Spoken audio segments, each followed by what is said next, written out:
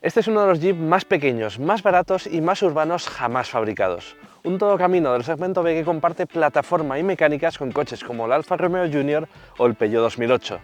Pero esta no es una versión cualquiera del Jeep Avenger, es una versión 4xe, una versión con tracción total que Jeep afirma que está más que preparada para la aventura. Así que ya sabéis lo que toca, ¿verdad? Además de volver a repasar sus atributos como vehículo familiar, hoy lo vamos a poner contra las cuerdas en nuestro circuito 4x4, donde esta edición especial de North Face debe demostrar que sigue siendo un auténtico Jeep. ¿Está el Avenger 4xe a la altura de su marca? Vamos al lío. Estás en Diario Motor con el patrocinio de quecochemecompro.com. El coche que estamos probando hoy es la edición especial de North Face del Jeep Avenger 4xe, la versión de tracción total del suburbano de la marca.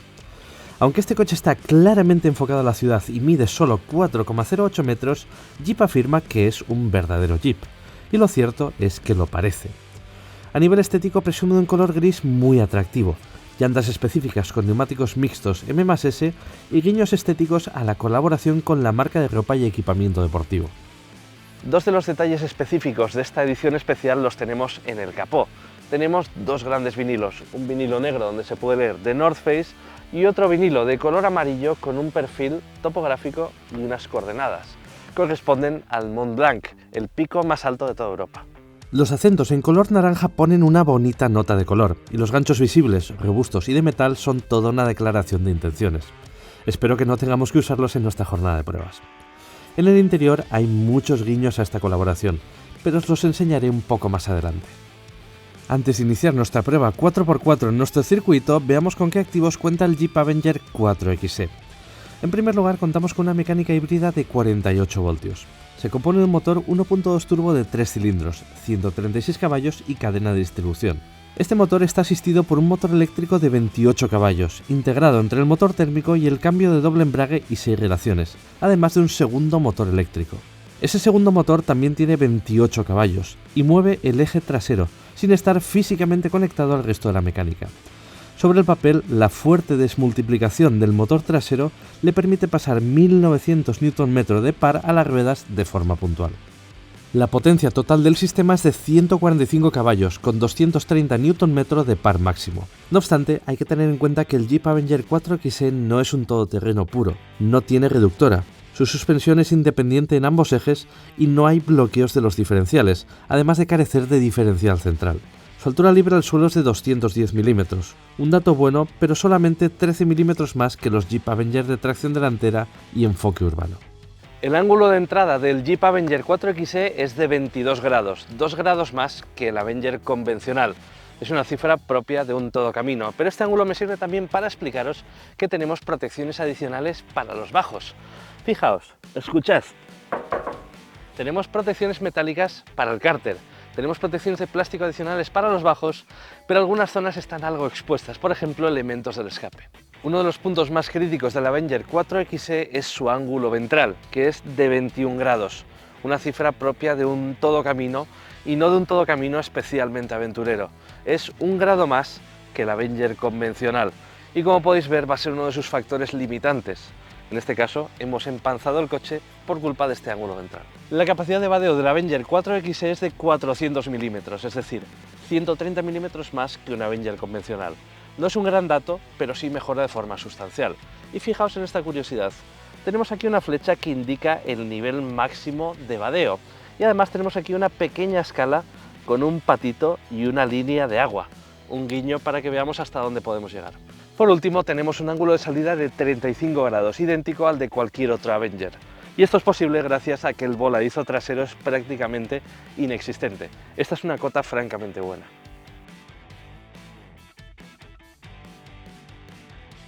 Bien, comenzamos nuestra jornada de pruebas en Ocaña con el Camino Roto. Un camino que cada vez está más roto, está lleno de piedras sueltas y en general esta es una prueba que pone contra las cuerdas a cualquier todocamino, especialmente a su capacidad de tracción.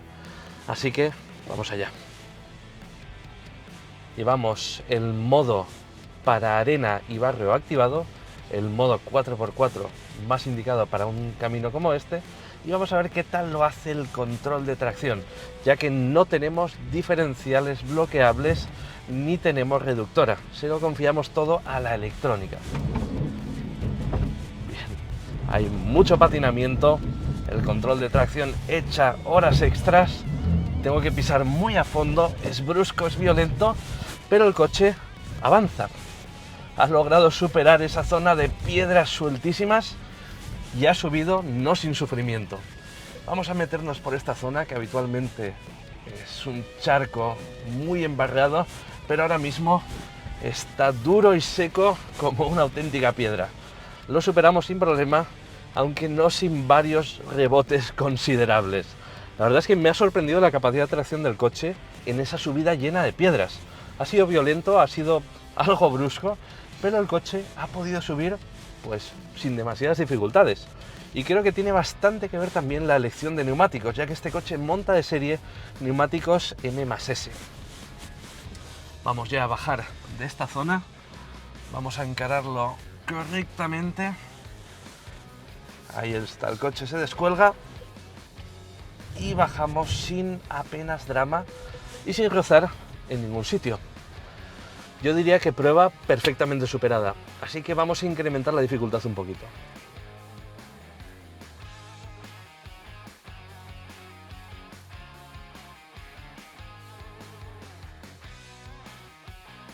Hemos venido a jugar, así que ahora vamos a someter al Avenger 4XE a los Dubis, una serie de cruces de puentes muy profundos, diseñados para poner al límite la capacidad de tracción y también los ángulos y las cotas 4x4 del coche. Y no vamos a ir a los Dubis más sencillos, vamos a ir a los mismos Dubis que usamos con todoterrenos como el Mercedes Clase G. En este momento os recuerdo que el sistema de tracción total del Avenger 4XE no cuenta con un eje de transmisión, no hay una conexión física entre el motor y las ruedas traseras. Hay solamente un motor eléctrico en el eje trasero, que es el que se encarga de proporcionar tracción a las ruedas posteriores. Todo lo demás se confía en la electrónica porque no hay bloqueos de diferenciales. Así que vamos allá y vamos a ver cómo se comporta este Avenger 4XE en este obstáculo tan complicado de verdad. Vamos allá. Ya notamos cómo el coche se descuelga. El control de tracción es bastante violento, pero hace que el coche avance de forma sorprendentemente eficaz. No percibo de momento roces por cotas.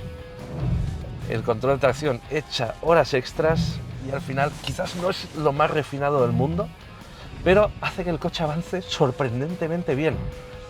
De nuevo, no he notado ningún tipo de rozamiento. Sí que hay patinamiento, hay pérdidas de tracción, pero el control de tracción lo solventa sorprendentemente bien. Estamos llegando al final del obstáculo. Y hemos llegado al final del obstáculo sin ningún tipo de drama. He de decir que esto no me lo esperaba. Así que hay que seguir incrementando la dificultad, porque este coche es mucho más 4x4 de lo que parece.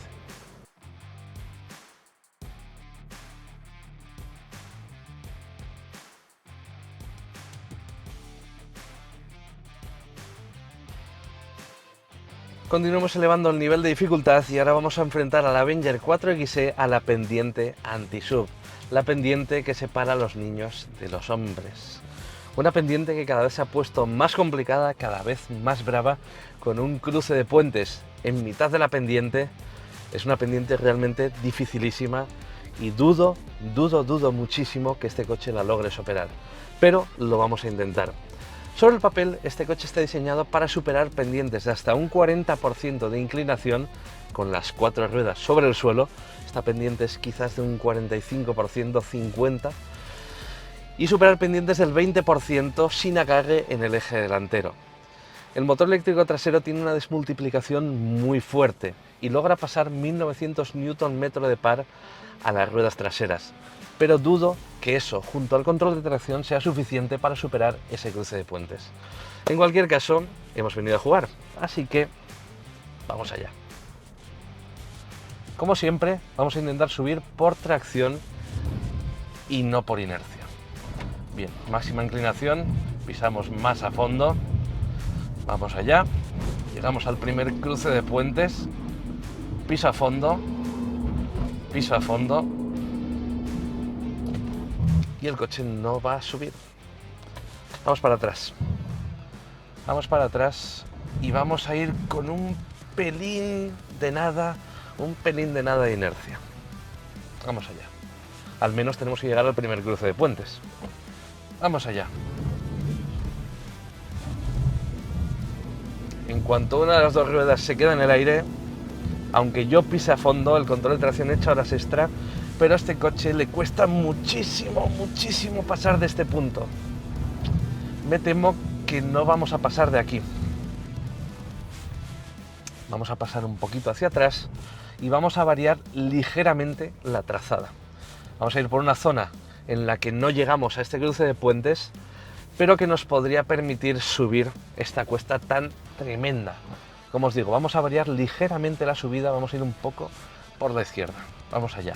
Máxima inclinación, el coche sube, llegamos a un cruce de puentes, el coche se me va al cruce de puentes, se me ha girado hacia el cruce de puentes y por mucho que le pise, por mucho que mueva el volante, el coche no está por la labor de subir.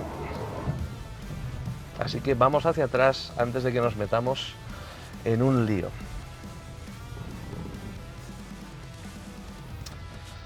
Bien, vamos a hacer algo que no solemos hacer en este tipo de pruebas y es no confiar del todo en la electrónica. Vamos a desactivar el control de tracción.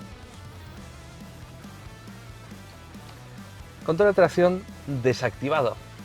Vamos a ver qué pasa. Vamos a ver si la electrónica es capaz de repartir juego y sin un control de tracción que nos corta mucho la potencia, somos capaces de superar esta subida. Vamos a iniciarla de nuevo por la zona de cruce de puentes. Vamos allá. Como siempre, por tracción hay patinamiento, hay muchísimo patinamiento. Pisamos a fondo, el coche intenta subir, lucha por subir, pero no puede. Va a ser absolutamente imposible. Vamos a hacer un último intento, cambiando la trazada, un poquito por la izquierda, sin el control de tracción desactivado y con el modo de conducción más apto para este tipo de terrenos. Último intento. Si no sube esto, no va a subir. Vamos allá. Un poquito de inercia, pero la justa. Pisamos a fondo, pero en cuanto llegamos al cruce de puentes, todo se tuerce. Todo se tuerce, el coche intenta buscar tracción, es violento, esto es como un caballo salvaje, pero me temo que este coche no va a subir por aquí pese a que está peleando con todas sus fuerzas.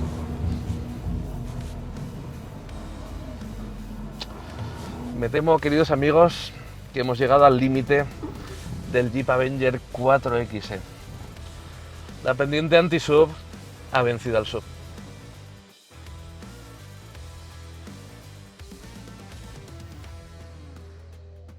En verdad, el terreno donde este coche va a estar más cómodo es en una pista rota como este camino que separa Ocaña de nuestro circuito 4x4. La suspensión es relativamente seca, podría ser algo más cómoda, pero al final no tenemos ningún problema de tracción gracias a estos neumáticos M+S que monta de serie este coche.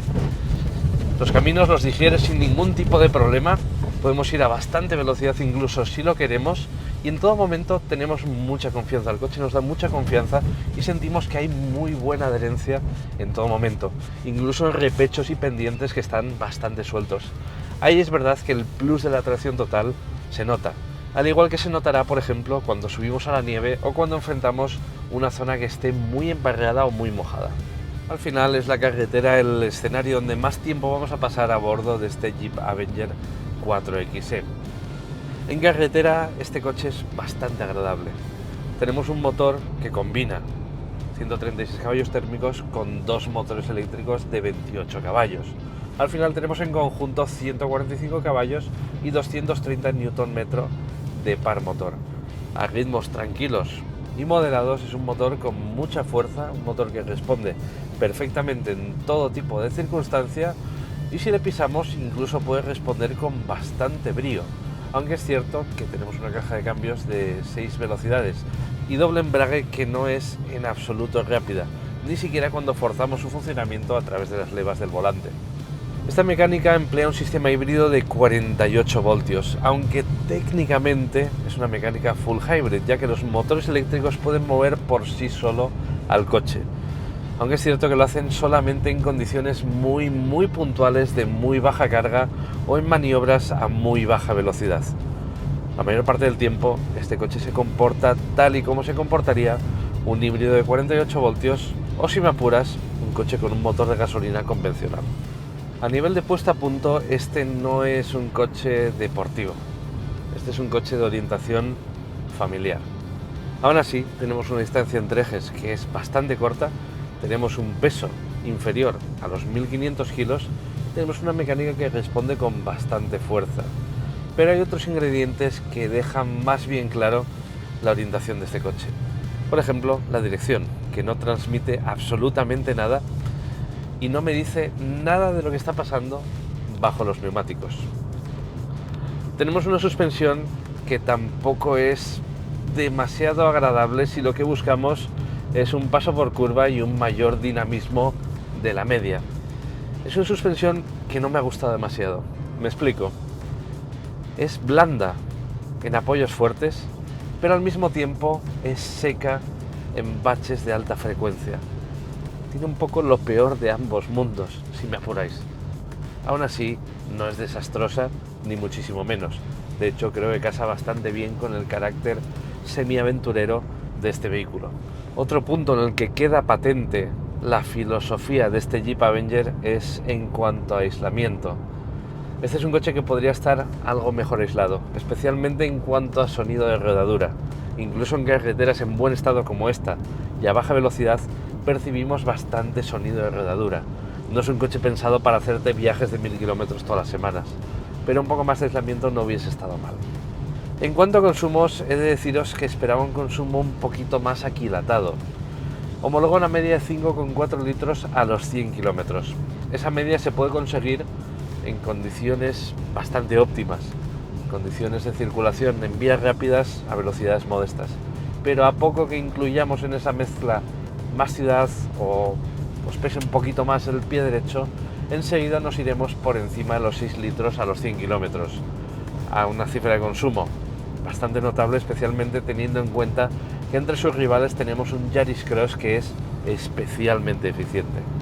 En cualquier caso, quedaos con que este coche tiene una dinámica bastante agradable, que tiene alguna sombra, pero también bastantes luces. Es un coche sencillo de conducir y es un coche que en un uso familiar nos va a convencer. El Jeep Avenger ya pasó por el canal de Diario Motor, así que vamos a hacer un breve repaso a este interior, comenzando por las plazas delanteras de esta edición especial de North Face. En esta edición especial tenemos varios elementos de equipamiento y sobre todo de diseño que lo diferencian de otros Avenger 4XE. Fijaos en este salpicadero con una moldura con relieves topográficos y una inscripción en la que se puede leer One of 4806. Este coche es una edición limitada a 4806 unidades y esto es porque el Mont Blanc tiene 4806 metros de altura. Estos asientos también son específicos de esta versión, o mejor dicho, su tapizado con material que imita la ropa técnica y el material de escalada de la marca de North Face. Y también tenemos esta tapa magnética tan chula que tenemos en todos los Avenger, con una personalización relativamente discreta. Y fijaos, de nuevo, perfiles topográficos. Este es un interior que, aunque no se sienta novísimo, ha soportado bastante bien el paso del tiempo desde que este coche se lanzó. Tenemos una buena digitalización, tenemos una buena calidad y una buena ergonomía en estas pantallas, tenemos buena visibilidad y además tenemos un interior con una calidad que es aceptable. Esto es un SUV del segmento B. Todo lo que estáis viendo, salvo un panel de las puertas, es de plástico duro. Escuchad. Pero es un plástico duro relativamente bien ajustado y además de calidad. Nada cruje y no se siente barato en absoluto. La ergonomía es simplemente correcta. Tenemos que agradecer que seguimos teniendo mandos físicos para la climatización, pero personalmente no me acaba de convencer que los selectores del cambio estén en esta botonera. Preferiría una palanca tradicional o quizás un mando tras el volante. Tenemos bastantes mandos físicos, por tanto no hay una excesiva digitalización. Tenemos también muchos huecos portaobjetos. Aquí hay un hueco gigantesco. cargador inalámbrico, espacio portaobjetos, y bajo este reposabrazos, que como podéis ver se desplaza longitudinalmente y se puede abrir, tenemos más huecos de almacenamiento. Este es un coche bastante práctico. De las plazas traseras del Jeep Avenger solo quiero contaros que son relativamente estrechas.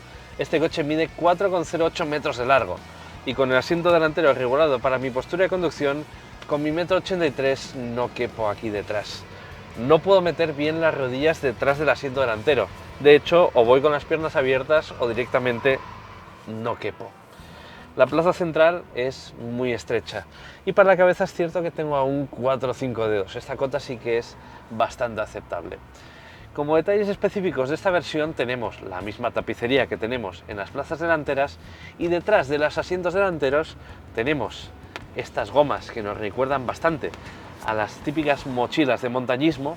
Al final nos permiten anclar aquí todo tipo de objetos e incluso ajustarlos firmemente con estos cierres, y tenemos aquí estos huecos donde podríamos colgar, pues no sé, nuestros piolets, por decir algo. En cuanto a amenidades, en cuanto a mimos para los ocupantes, no tenemos aireadores, tenemos una toma de carga USB y tenemos unas puertas que son todavía más crudas que las puertas de delante. En cuanto al maletero del Avenger 4XE, tenemos por supuesto un portón eléctrico y en esta versión de tracción total un maletero de 262 litros de cubicaje. Es una capacidad bastante modesta, es propia de un utilitario y en las versiones que no son de tracción total llega a los 321 litros. Son cifras correctas, pero de nuevo propias de un coche del segmento B y de la parte pequeña del segmento B.